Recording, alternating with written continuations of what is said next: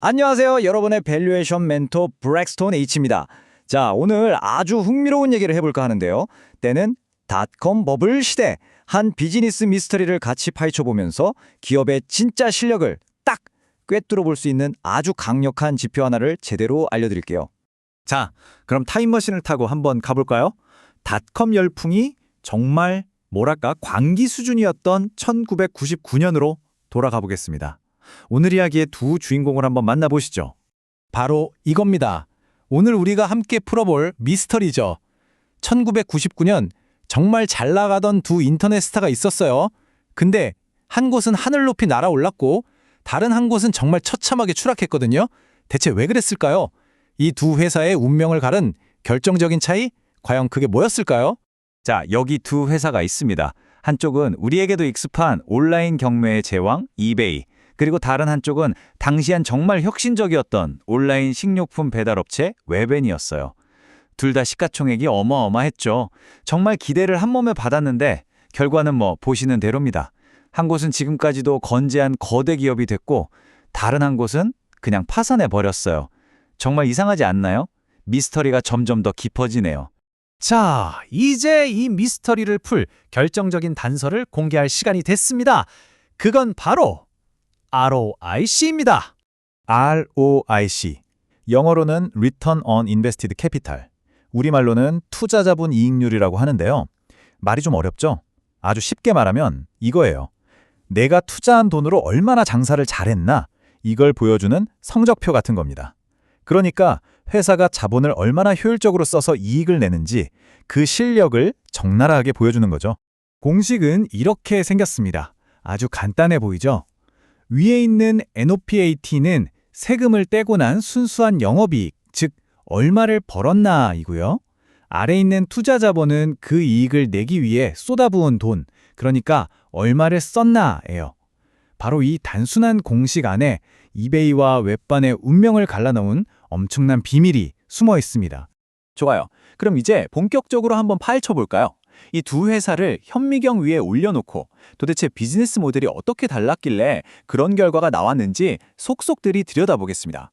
먼저 이베이부터 볼까요? 이베이 전략의 핵심은 딱 한 단어, asset light, 즉 자산을 가볍게 가져간다는 거였어요. 이게 무슨 말이냐면 사업하는데 돈 들어갈 일을 거의 만들지 않았다는 거죠. 정말 똑똑했어요. 자, 한번 보세요. 이베이는요, 그냥 구매자랑 판매자를 연결해주는 판만 깔아줬어요. 그리고 중간에서 수수료를 챙겼죠. 직접 물건을 살 필요가 없으니 실물 재고가 당연히 없죠. 그럼 창고나 배송 트럭은요? 그것도 필요 없죠. 그러니까 아까 공식에서 봤던 분모, 투하 자본이 어마어마하게 낮을 수밖에 없었던 거예요. 이게 바로 핵심입니다. 자, 그럼 이번에는 웹밴을 한번 볼까요? 웹밴은요, 이베이랑은 완전히 정말 180도 다른 길을 갔습니다.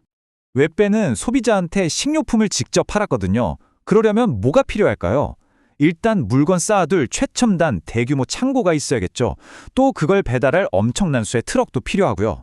심지어 금방 상하는 신선식품 재고도 잔뜩 떠안고 있어야 했어요.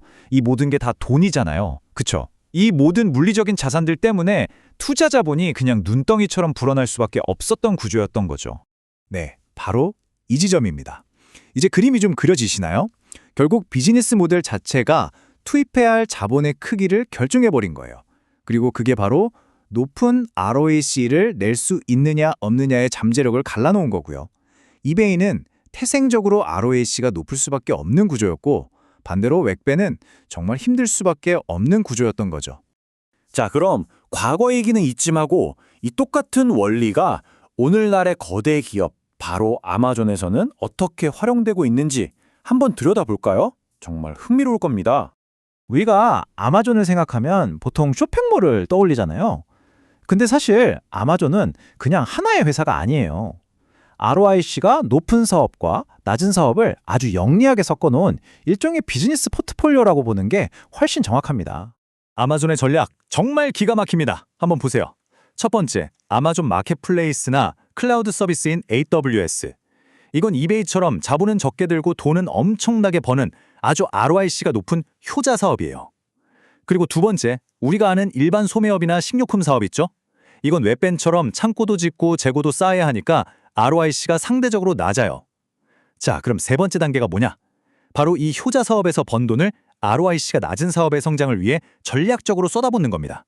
정말 영리한 선순환 구조를 만든 거죠. 자, 오늘 이 한 편의 비즈니스 추리극을 통해 우리가 또 기억해야 할 핵심, 과연 뭘까요? 한번 정리해 보겠습니다. 첫째, ROIC는 그냥 복잡한 숫자가 아닙니다.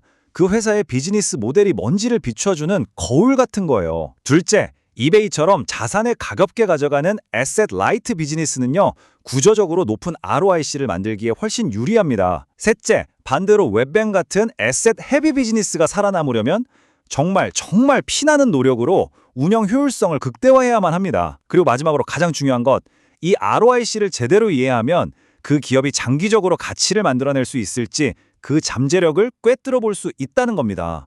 자, 이제 여러분께 미션 하나를 드릴게요.